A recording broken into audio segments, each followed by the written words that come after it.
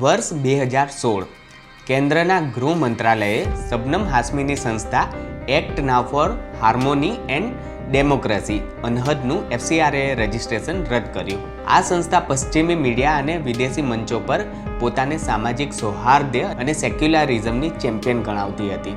પરંતુ જ્યારે ગૃહ મંત્રાલયે ફોરેન્સિક તપાસ કરાવી ત્યારે અનહદ સામે એડવર્સ ઇન્ટેલિજન્સ ઇનપુટ મળ્યા. સત્તાવાર આરોપો મુજબ તેના વિદેશી ફંડિંગનો ઉપયોગ દેશ વિરોધી પ્રવૃત્તિઓમાં થતો હતો. વિદેશમાં જઈને ભારત સરકાર અને ભારતીય લોકશાહીને બદનામ કરવાનું ષડયંત્ર ચાલતું હતું અને સાથે જ ફોરેન ફંડ્સનો મોટો ગેરઉપયોગ પણ પકડાયો.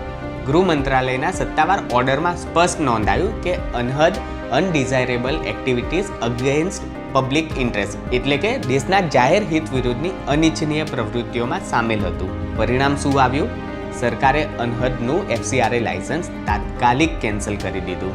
એટલે કે વિદેશથી આવતા પૈસાના નળ પર કાયમ માટે તાળું વાગી ગયું. હવે અહીંયા સવાલ પૂછવો જરૂરી છે. જે સંસ્થા સામાજિક સૌહાર્દના નામે વિદેશથી પૈસા લાવતી હોય અને એ પૈસાથી દેશની છબી ખરડવાનું કામ થતું હોય તો શું દેશની સરકારે આવી સંસ્થાઓ સામે લાલ આંખ ન કરવી જોઈએ? ચોક્કસ કરવી જોઈએ. અનહદના કેસમાં એ પણ બહાર આવ્યું હતું કે UPA શાસન દરમિયાન FCRA લાયસન્સ રિન્યુઅલ કેટલી ઢીલી નીતિથી ચાલતું હતું અને આવી સંસ્થાઓના લાયસન્સ રદ કરીને મોદી સરકારે સ્પષ્ટ સંદેશ આપ્યો કે વિદેશી પૈસા છે એટલે જવાબદેહી પણ 100% હોવી જ જોઈએ.